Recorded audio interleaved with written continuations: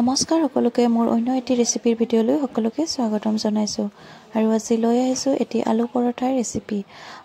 বহুতে আলু পৰঠা বনাব জানে বাৰু আৰু যিসকলে নাজানে ভিডিঅ'টি তেওঁলোকৰ বাবে। এয়া মই আলু পৰঠাখিনি বনাবৰ বাবে আটা লৈছোঁ আৰু আটা আপোনালোকে যিমানটো লাগে সিমানটো জোখত লৈ ল'ব, যিমান বনাব বিচাৰে মানে।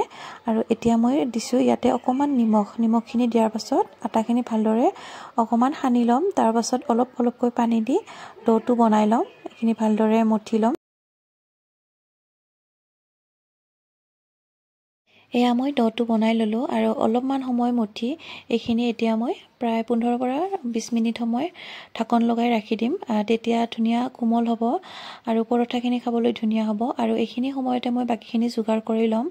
আৰু এয়া কুকাৰত আলু বইল কৰি লৈছিলোঁ। আলুখিনি মই বাকলিৰে সৈতে বইল কৰিছোঁ, কাৰণ ৰাতিপুৱাৰ ইমান সময় নাথাকে, আলুখিনি গুচাই থাকিব। বইল কৰি ল'লে সোনকালে হয়। আৰু এয়া আলুখিনিৰ বাকলিখিনি এতিয়া গুচাই ল'ম।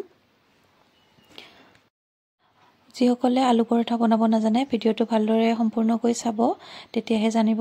আৰু এয়া মই বাকলিখিনি গুচাই ল'লোঁ গোটেইখিনি। আৰু এতিয়া আলুখিনি মই অলপমান গুড়ি কৰি ল'ম, অলপমান নহয় গোটেইখিনি গুড়ি কৰি ল'ম। আৰু এয়া মোৰ এখন চামুচেৰে এনেকৈ গুড়ি কৰি লৈছোঁ আৰু গ্লাছ বা যিকোনো হেতাৰেও এনেকৈ গুড়ি কৰি ল'ব পাৰে। আৰু মই এইখিনি গোটেইখিনি এনেকৈ গুড়ি কৰি ল'লোঁ। আৰু তাত দিবৰ বাবে লৈছোঁ এয়া পিঁয়াজ, জলকীয়া আৰু মানধনিয়া, আৰু ধনিয়া থাকিলে ধনিয়া লৈ ল'ব পাৰে। মোৰ তাত মানধনিয়া আছিল বাবে মানধনিয়া লৈ লৈছোঁ। আৰু এইখিনি দি দিলোঁ আলুত আৰু সোৱাদ অনুযায়ী নিমখ দিলোঁ। আৰু এইখিনি অকণমান ভালদৰে সানি ল'ম। আমি যেনেকৈ আলু পিটিকা বনাওঁ তেনেকৈয়ে আৰু এনেকৈ আলু পিটিকাৰ নিচিনাকৈ বনাই ল'লোঁ। তাৰপাছত এয়া কেৰাহীখন পাতি দিছোঁ আৰু অকণমান তেল দি দিলোঁ। আৰু এতিয়া মই এইখিনি আলু পিটিকাখিনি অলপমান সময় ভাজি ল'ম। আৰু এয়া দি দিলোঁ আলু পিটিকাখিনি। তাৰপাছত ইয়াতে বেছি সময় ভাজিব নালাগে বাৰু, 5 মিনিটমান ভাজিলে হৈ যাব। আৰু এতিয়া মই ইয়াতে হালধি গুড়ি আৰু ৰেড চিলি দি দিলোঁ। অকণমান কালাৰৰ বাবে দিছোঁ ৰেড চিলি, আৰু জ্বলা হ'ব, তেতিয়া খায়ো ভাল লাগিব। আৰু এয়া হালধিও দি দিলোঁ। এইখিনি এতিয়া মই 5 মিনিটমান সময় ভাজি ল'লোঁ আৰু এয়া হৈয়ে গ'ল।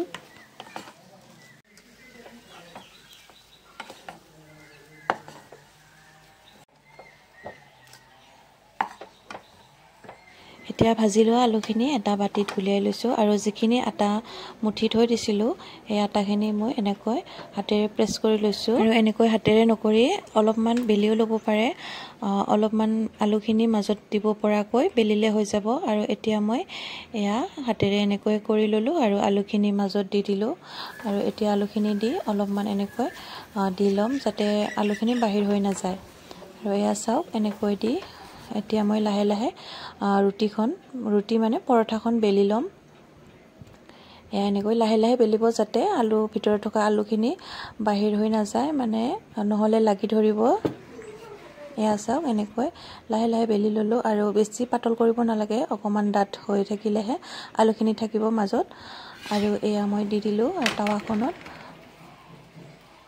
এয়া পৰঠাখনৰ এটা চাইড সিজি গৈছে আৰু ওলোটাই দিলোঁ। এতিয়া মই ইয়াতে মিঠাতেল দি দিম ওপৰত। আপোনালোকে মিঠাতেলৰ সলনি বাটাৰ, ঘি বা ৰিফাইন যিকোনো দিব পাৰে। মই মিঠাতেলেৰে বনাইছোঁ। আৰু এয়া ওপৰত মিঠাতেলখিনি দিয়াৰ পাছতে ধুনীয়াকৈ ফুলি আহিব। আৰু এটা চাইড হৈ গ'ল আৰু আনটো চাইডত এতিয়া দি দিম এনেকৈ। এয়া চাওক, পৰঠাখন ধুনীয়াকৈ ফুলি আহে।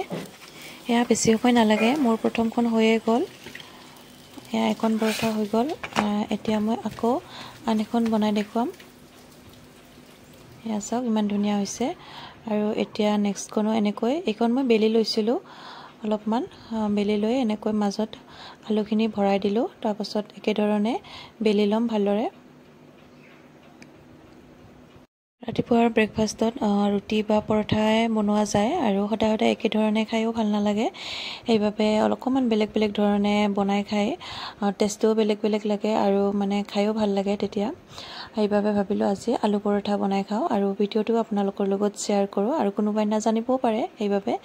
অকল আলু দি আলু পৰঠাই নহয়, যিসকলে আলু খাব নোৱাৰে, যিসকলৰ চুগাৰ থাকে তেওঁলোকেতো আলু চালু খাব নোৱাৰে বাৰু। তেওঁলোকে কবি বা গাজৰ, কল এনেকৈ দি তেনেকৈ বনাই খাব পাৰে। একেই হয়, মাত্ৰ আলু সলনি কবি বা গাজৰ হ'ব। সোৱাদটো একেই হয়, প্ৰায় খাবলৈ ধুনীয়াই হয়। তেনেকৈ বনাই খাব পাৰে। আৰু এয়া মোৰ এখন এখনকৈ গোটেইখিনি হৈয়ে গ'ল। এয়া মোৰ আজি আলু পৰঠা ৰেডি হৈ গ'ল। এয়া চাওক, এনেকৈয়ে ব্ৰেকফাষ্টটো কৰিলোঁ। আৰু মোৰ আজি ৰেচিপিটো চাই কেনেকুৱা পালে বাৰু জনাব। ভাল লাগিলে লাইক আৰু কমেণ্ট এটা কৰিব। আৰু নতুনকৈ চাই থকা সকলে চেনেলটো ছাবস্ক্ৰাইব কৰি ল'ব। আৰু আজিলৈ ইমানেই আছিলে। আকৌ লগ পাম নতুন এটা ৰেচিপিৰ সৈতে। ভিডিঅ'টো সম্পূৰ্ণকৈ চোৱাৰ বাবে সকলোকে বহুত বহুত ধন্যবাদ।